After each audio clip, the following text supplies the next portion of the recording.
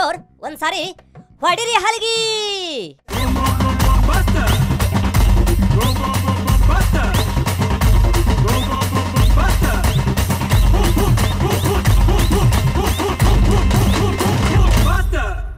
Okay stop stop.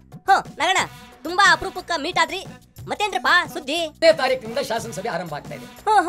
ಒಳ್ಳೇದೇ. ಹೌದು ಬಿಡ್ರಿ. ಸುಮಾರು ಒಂದು 50 ವರ್ಷದಿಂದ ನಾವೆಲ್ಲ ಹೋರಾಟ ಮಾಡಿ ಶಾಸನಸಭೆ ಆಗ್ಬೇಕು ಅಂತ ಹೇಳಿ ನಾನು ಅನೇಕ ಹೋರಾಟ, ನಿಮಗೆ ಬಹಳ ಜನ ಜ್ಞಾಪಕ ಇಲ್ಲ, 50 ವರ್ಷದಿಂದ ಇಲ್ಲಿ ಬಂದು ಲಿಂಗರಾಜ ಕಾಲೇಜ್ ಮೈದಾನದಲ್ಲಿ ಭಾಷಣ ಮಾಡಿದ್ದೀನಿ. ಹೌದು ಬಿಡ್ರಿ. ನಮ್ ದೊಡ್ಡಪ್ಪ ಆಗಾಗ ಹೇಳ್ತಿರ್ತಾರ ನಿಮ್ ಬಗ್ಗೆ.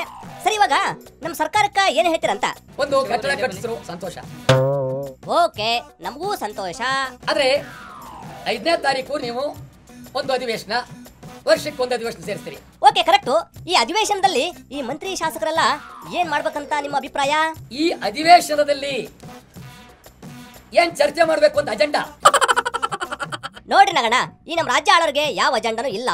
ಅವ್ರು ಏನೇನ್ ಮಾಡ್ಬೇಕಂತ ಸ್ವಲ್ಪ ನೀವ ಹೇಳ್ರಪ್ಪ. ಮೊದಲು ನೀವು ಸಮಗ್ರ ಉತ್ತರ ಕರ್ನಾಟಕದ ಅಭಿವೃದ್ಧಿ ಬಗ್ಗೆ 1, 2, 3, 4 ಅಂತ ಹೇಳಿ ಏನ್ ಮಾಡ್ಬೇಕು, ಏನ್ ವಿಚಾರ ಅಂತ ಹೇಳಿ ಈಗಾಗಲೇ 1 ತಿಂಗಳ ಮುಂಚೆ 1 ಅಲ್ಲ 2 ಅಲ್ಲ ಸಭೆಗಳು ಸೇರಿ ಉತ್ತರ ಕರ್ನಾಟಕದವರು, ಬೇರೆಯವರು, ಎಲ್ಲ ವಿರೋಧ ಪಕ್ಷದವರು, ಎಲ್ಲ ಸಮಿತಿ ಅಧ್ಯಕ್ಷಗಳು ಎಲ್ಲರೂ ಸೇರಿ ನಾವು ಸೇರ್ತಕ್ಕಂಥ 10 ದಿವಸ ಅಧಿವೇಶನದಲ್ಲಿ ಉತ್ತರ ಕರ್ನಾಟಕದ ಸಮಗ್ರ ಅಭಿವೃದ್ಧಿ ಬಗ್ಗೆ, ಬೆಳಗಾವಿ ಅಭಿವೃದ್ಧಿ ಬಗ್ಗೆ, ಹೈದರಾಬಾದ್ ಏನ್ ಮಾಡಬೇಕು ಅನ್ನುವ ಒಂದು ಚಿಂತನೆ ಇದುವರೆಗೂ ನಡೀಲಿಲ್ಲ.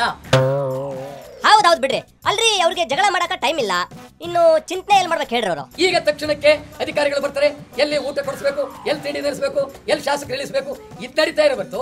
ಇವತ್ತು ನಿಮ್ಮ ಅಜೆಂಡಾ ಪ್ರಕಟ ಆಗ್ಲಿಲ್ಲ. ಹೌದ್ ಬಿಡ್ರಿ ನಗಣರ, ಅವ್ರಿಗೆ ಅಜೆಂಡಕ್ಕಿಂತ ಊಟ ಮಾಡೋದ ಚಿಂತೆ. ಸರಿ, ಮುಂದೆ ಹೇಳ್ರಪ್ಪ. ನಿಮ್ ಶಾಸನಸಭೆ 10 ದಿವಸ ನಡೀತೀವಿ. ಅದೇ ರಾಗ, ಅದೇ ನಿಮ್ದು. ಹೌದ್ರಿ, ಅವ್ರದ್ದು ಬರೀ ಅದೇ ರಾಗ, ಅದೇ ಹಾಡು. ಓದ್ತಿರಪ್ಪ, ಅವ್ರೀಗ ಏನ್ ಮಾಡ್ಬೇಕು? ಬೇರೆ ರಾಗ ಹೇಳಿ. ಏನ್ ಮಾಡ್ಬೇಕು? ಉತ್ತರ ಕರ್ನಾಟಕ ಏನ್ ಮಾಡ್ಬೇಕು, ಬೆಳವಣಿಗೆ ಏನ್ ಮಾಡ್ಬೇಕು, ಗಡಿನಾಡಿಗೆ ಏನ್ ಮಾಡ್ಬೇಕು, ಹೊರನಾಡಿಗೆ ಏನ್ ಮಾಡ್ಬೇಕು, ಪರಿಸ್ಥಿತಿ ಏನು, ಬೆಳಗಾವಿಗೆ ಏನು, ಈ ಸದನ ಮಾಡೋದ ಉದ್ದೇಶ ಏನು, ಈ ಸದನ ಇಡೀ ವರ್ಷ ಕತ್ತಲಿಲ್ಲದೆ ಜೀವದಿಂದ ನಡಿಬೇಕು. ಹೌದೌದು, ಅಂದಾಗ್ಲೇ ಸುವರ್ಣ ಸೌಧ ಕಟ್ಟಿದ್ದಕ್ಕೂ ಸಾರ್ಥಕ ಆಗುತ್ತೆ. ಓಕೆ, ಫೈನಲ್ ಆಗಿ ಸರ್ಕಾರ ಏನ್ ಮಾಡ್ಬೇಕು ಅಂತ ಹೇಳ್ಬಿಡ್ರಿ. ನೀವು ಪ್ರಾಮಾಣಿಕವಾಗಿ ಏನ್ ಮಾಡ್ತೀರಿ ಅನ್ನೋದನ್ನ ಒಂದು ಶ್ವೇತಪತ್ರವನ್ನ ತರಾತುರಿಯಿಂದ ಒದಗಿಸಬೇಕು ಅಂತೇಳಿ ನಾನು ಸ್ಪಷ್ಟವಾಗಿ ನೇರವಾಗಿ ಹೇಳ್ತೀನಿ. ಸಪೋಸ್ ಅವರು ಮಾಡದೇ ಇದ್ರೆ, ನೀವೇನೂ ಇಲ್ಲದೆ ಸುಮ್ಮನೆ ಬಂದು ಇಲ್ಲಿ ಒಂದು ಸದನ ನಡೆಸ್ತೀವಿ ಅಂತಂದ್ರೆ ನಾನು ಶಾಸಕನಲ್ಲದಿದ್ರು ಈ ಸದನದ ಮುಂದೆ ಬರ್ತೀನಿ, ನಿಮ್ಮ ವಿರುದ್ಧ ಪ್ರತಿಭಟನೆ ಮಾಡ್ತೀನಿ ಅಂತ ಹೇಳಿಕೆಯನ್ನ ಕೊಡ್ತಾ ಇದ್ದೀನಿ. ಹಂಗ ಮತ್ತೆ ತಡ ಹೊಡಿರಿ ಹಲಗಿ.